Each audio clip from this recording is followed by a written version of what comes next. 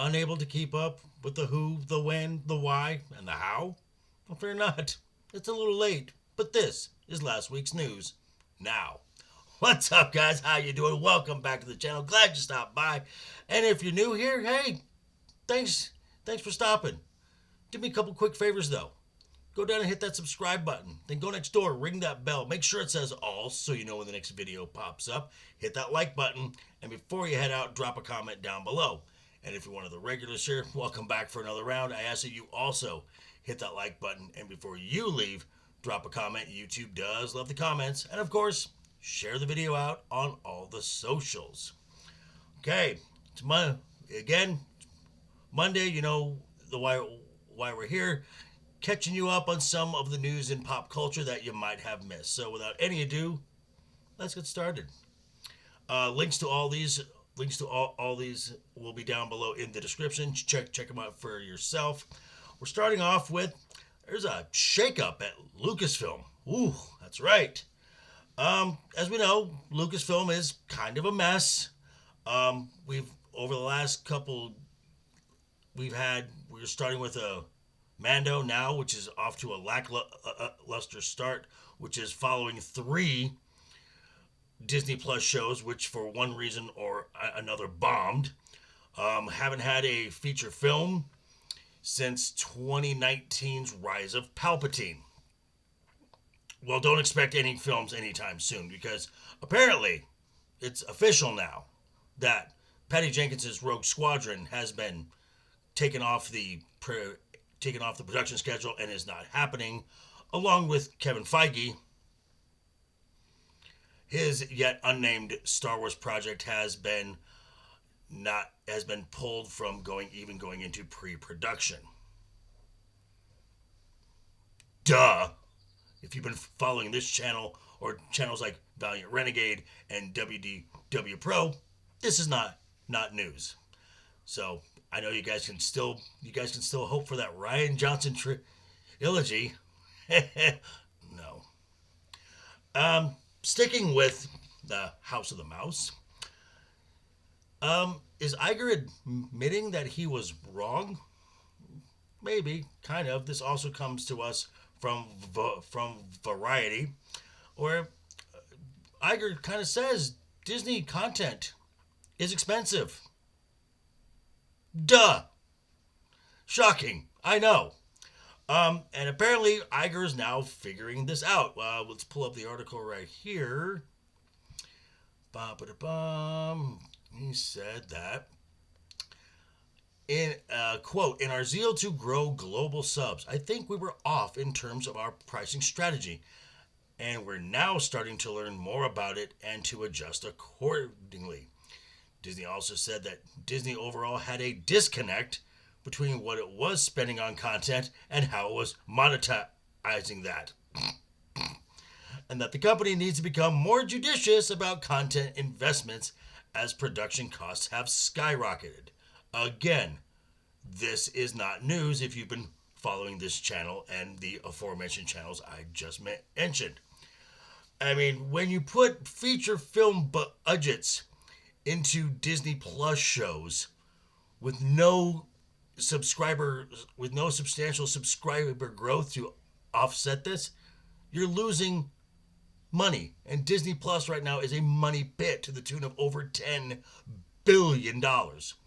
So, of course, as I mentioned before, Iger made a big move, cutting 7,000 executive level jobs and cutting non-sports content by up to $3 billion. Now, if you think Bob Iger is doing this to right the ship, to make sure Disney's in the right place before he retires as CEO, oh, you sweet summer children, you. Yes, Bob Iger is planning on stepping down from the CEO position in about a little more than just under 2 years. But he has a long-term consulting contract, which kicks right in again when he steps down. Iger's not going anywhere, folks. This is about his legacy, nothing else. Okay, again, House of the Mouse.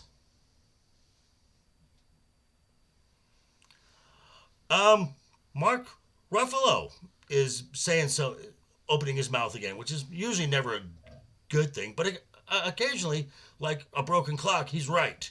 And this comes to us from the direct when he was talking about James Gunn at Emerald City Comic Con. He, when asked what he thought about James Gunn going to DC and if he had any advice for the new CEO. He offered this. Let me pull this up again from the direct. But instead of words of wisdom, the Hulk star responded with words of confidence in James Gunn.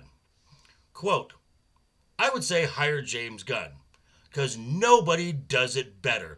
And Marvel should be sweating, because James Gunn is a really gifted filmmaker, and I think he's going to be amazing for that franchise, end quote. Again, he a broken clock. He's right every now and then. And if an established legacy MCU actor is saying this, do you think others are saying this as well? Judging by Phase 4 and how Phase Barely Alive is starting out, I think they're already sweating. And again, sticking with Marvel, we have from comicbookmovie.com that there's drama with the Marvels. Shocking. Wow. Weird. So the sequel to Captain Marvel, The Marvels, has been delayed to November, as we all know.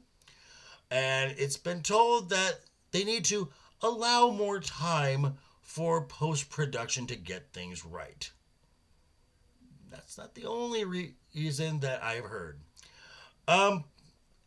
Apparently, Brie Larson is not easy to work with. The word has been tossed around that she's a nightmare.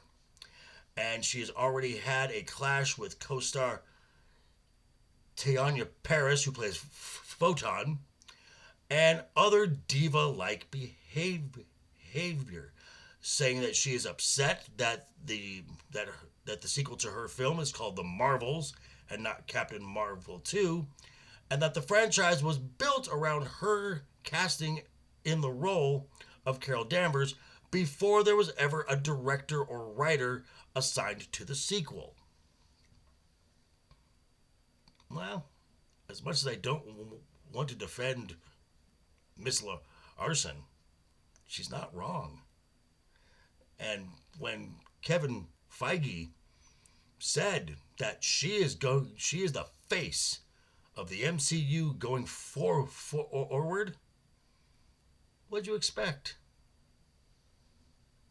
Been a bad week, huh? Been a really bad week. I know. It's got to be tough. That's right. Suck that Chinese honey sausage. Oh, and finally, some somewhat exciting news. Again, we're going back to Variety. It looks like Jenna Ortega is looking to work with Tim Burton again. Variety has confirmed that the Wednesday star is in talks about being in Tim Burton's newest project that will be the sequel to Beetlejuice. She would be cast as the daughter of Lydia Dietz, played by Winona Ryder, who I believe is already signed on to reprise her role, along with Michael Keaton, who has been a part of this project ever since it was rumored to start. So, and this makes a lot of sense. Jenna and Tim, like I said, the Wednesday series was was a monster hit, and Jenna is the hot ticket in Hollywood right now. So this is kind of exciting news. So we're going to end there. And that's some of the news you might have missed. I hope you enjoyed it. Check me out tonight, 5 p.m. Pacific, 8 p.m. Eastern, over on Legion Talk for going back to the world of Westeros. We are on season 2 of Game of Thrones, episode 8. And also check me out Tuesday over on Tyler the Redbeard for We Rank Stuff. We'll be talking war films. And I think we have a special guest, I'm not sure, but tune in. Anyway, guys, thanks for stopping by. I hope you guys had a great the weekend. But before you head out, just remember, hit that subscribe button, ring that bell. If you liked the video, give it a thumbs up. If you didn't like the video, hey, thanks for sticking around this long. I appreciate that. And I will see you on Wednesday. Got some stuff for you, but we'll see then. Until then, guys, have a great week.